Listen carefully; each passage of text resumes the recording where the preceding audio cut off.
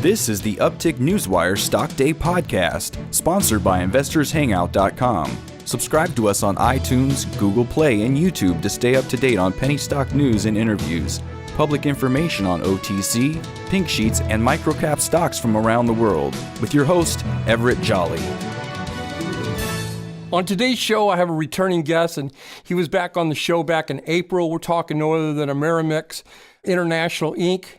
They are in the huge logistics of equipment and companies setting out for construction. They trade on the OTC markets, ticker symbol AMMX. And with us today is the CEO of the company, Lee Hamre. Lee, welcome back to the show. Yep, thank you. Give my listeners a little bit of a better about statement of how you guys make your money and what division, what market space you guys are in. Well, we're in the new heavy equipment business for container handlers. We do new forklift equipment. We do new military equipment from Oshkosh in Wisconsin, and we're dealing in used equipment in many, many markets. Heavy Caterpillar equipment in the used market, excavators, wheel loaders, road graders. We export into Africa, Central America, South America, Vietnam, Indonesia some, and we'll rebuild older machines, and we will sell some as is to keep the price down. But we're constantly flowing machines through the yard. We have a rental fleet of late model and new container handling equipment that is valued at about $6 million now. And it's all out on rent and earning cash flow money.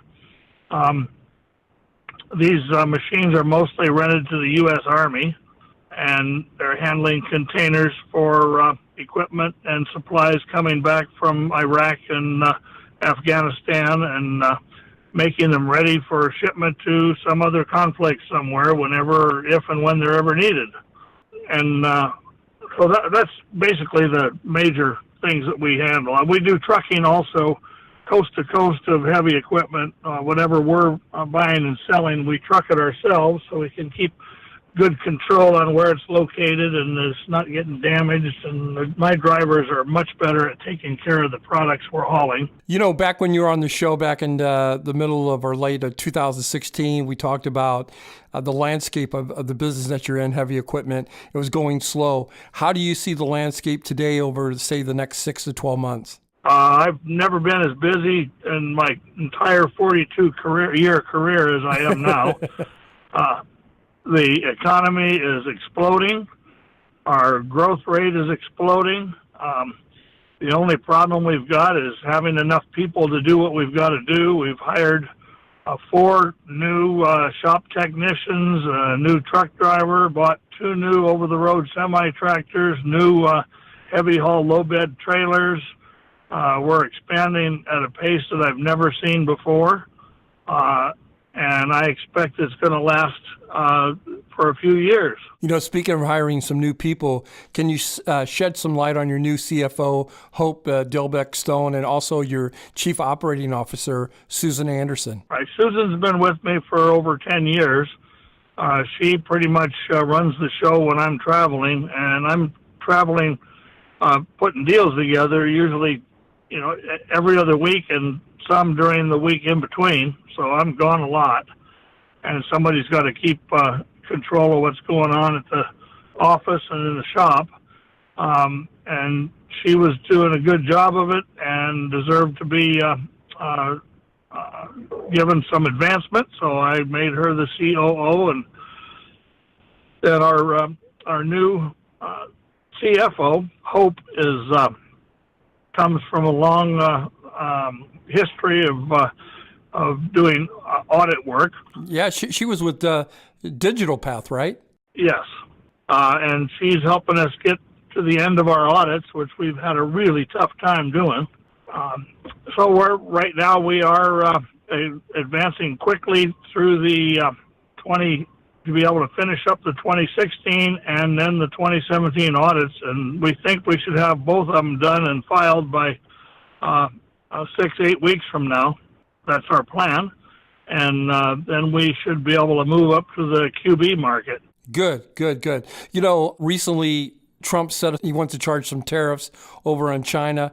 How will that impending tariff affect your business? If it does anything at all, it'll help us, because it's just going to put the attention on transportation of goods in and out.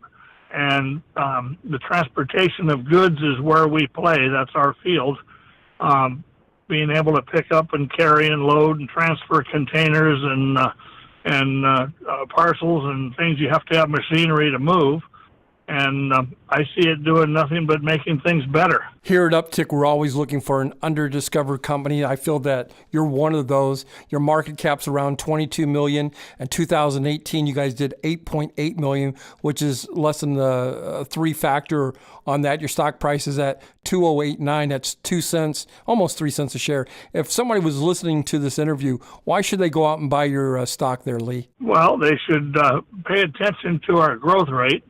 And being on the verge of moving up to the QB market, I think that'll be a big difference. We'll be fully reporting, and that changes the value of the company completely. And the way things are growing and the new deals we're getting, we did close a deal just about 6 weeks ago. I booked a deal for 30 new Taylor machines that are about $180,000 a piece going to a local company in Northern California. They won't deliver until December, but it's on the books, about $4.5 million sale, and that will go into this year's gross sales when we deliver the machines and do the invoices, and all that's already in the works for this year. I think we might see I fully expect 15, maybe even 20 million gross sales for the year. Wow. We've been listening to Lee Hamre. He's the CEO of AmeraMex International Inc. I feel they're very undervalued here. They trade on the OTC markets. Take a look at them. They're trading at a tad bit under 3 cents a share. Their ticker symbol is AMMX. Recently, you had some officials from Africa visiting your facilities there in Wisconsin. Can you give us an update of what kind of demonstrations and maybe what they're looking for? Well, they haven't come yet. We're still working on getting them here. It's really difficult to put together, but right now the top brass of their military are all getting together to decide what they need in the way of military support vehicles.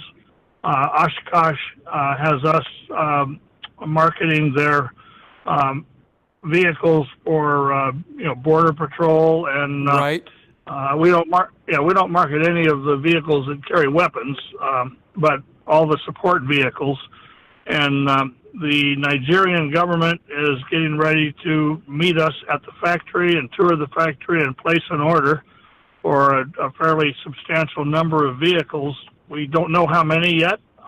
We do know there's half a dozen of them that are planning on making the trip and touring the factory, and they're just trying to decide what each division of the military needs so they'll know what total order they want to place. You've been listening again to Lee Hamre. He's the CEO of AmeraMex International. They trade on the OTC markets, soon to move up to the OTCQB. You can check them out on ticker symbol AMMX. In closing, Lee, is there anything that we didn't get a chance to touch upon that you would like to illustrate to my listeners? No, I think you pretty much hit on everything. We're growing the rental fleet. I predicted 2 years ago that I would have the rental fleet inventory up to 6 to 8 million this year, and we're already at 6.